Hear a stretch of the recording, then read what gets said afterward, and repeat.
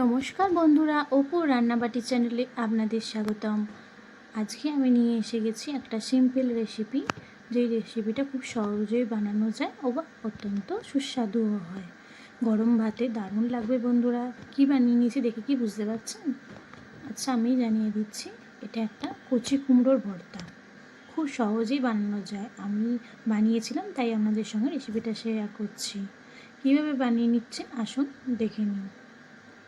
দেখুন, প্রথমে আমি একটা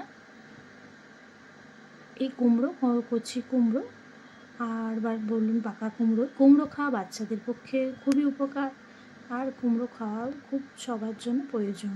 দেখুন, একটা কচি কুমড়ো আমি নিয়ে নিচ্ছি। দেখুন, এই কচি কুমড়োটা শীতের এই টাইমে বা শীতের শেষের দিকটাতে খুব ভালো পাওয়া যায়। আমি কচি কুমড়োটা নিয়ে নিয়েছি। আপনারা খোসা সমেত করতে পারেন বা খোসা ছাড়িয়েও করতে পারেন। আমি খোসাটা ছাড়িয়ে নিয়েছি, দুফালি করে নিয়েছি। দেখুন, এবার খোসাটাকে ছাড়িয়ে নিয়ে ফালি ফালি করে নিয়েছি। এবার একটা প্রেশার কুকারে জল গরম করতে দিয়েছিলাম, তাতে এবার আমি দিয়ে 2 সিটি দিয়ে নেব। দিয়ে জল ঝরিয়ে একটা পাত্রে তুলে রাখবো। এবার একটা কড়াইতে সর্ষের তেল দিয়ে দিয়েছি শুকনো লঙ্কা 4-5টা দিয়ে আমি লাল লাল করে ভাজা ভাজা করে নেব। দেখুন, এবার লাল লাল করে ভাজা করে আমি তুলে নেব। দিয়ে এবার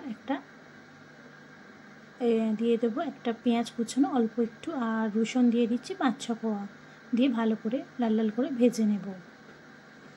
দেখুন, এইভাবে ভেজে নিয়ে তুলে রাখবো, একটা প্লেটে নিয়ে নেব। বন্ধুরা, আমার ভিডিও যদি আপনাদের ভালো লেগে থাকে লাইক কমেন্ট শেয়ার করবেন। এবার কড়াইতে বাটাটা তুলে নিয়ে আমি একটা প্লেটে নিয়ে নিয়েছি। দিয়ে শুকনো লঙ্কা আর লবণ আর সর্ষের তেল দিয়ে ভালো করে আমি মেখে নেব। দেখুন, যেই অবস্থায় মাখছি সেইভাবে। এবার কাঁচা পেঁয়াজ আর একটু কাঁচা লঙ্কা ওর সাথে মেখে নেব, দলে দলে মেখে নেব। এবার কুমড়োগুলো জল ঝরানো হয়ে গেছে, একটু গরম ছিল, আস্তে আস্তে আমি হাত দিয়ে মেখে নিচ্ছি। এত সুন্দর টেস্ট হয় বন্ধুরা, একবার এইভাবে বানিয়ে দেখতে পারেন, অবশ্যই ভালো লাগবে। দেখুন, এবার আমি এর মধ্যে দিয়ে দেবো পেঁয়াজ আর রসুন ভাজাটা আর ধনে পাতা কুচি দিয়ে হাতের সাহায্যে ভালোভাবে দলে দলে মেখে নেব। দেখুন, আমার ভিডিও যদি আপনাদের ভালো লেগে থাকে বন্ধুরা লাইক কমেন্ট শেয়ার করবেন। ফেসবুক থেকে দেখলে ফলো করবেন, ইউটিউব থেকে দেখলে সাবস্ক্রাইব করবেন। দেখুন, আমার মাখা হয়ে গেছে, এবার রেডি হয়ে গেছে। এবার একটা আমি পাত্রে সাজিয়ে নিলাম আর গরম ভাত দিয়ে পরিবেশন করে দিলাম। কত সুন্দর লাগছে দেখতে বন্ধুরা, খেতেও খুব সুস্বাদু হয়েছিল। আপনারা এইভাবে একবার বানিয়ে অবশ্যই জানাবেন। ভালো থাকবেন, সুস্থ থাকবেন, দেখা হবে অন্য কোনো রেসিপিতে। নমস্কার।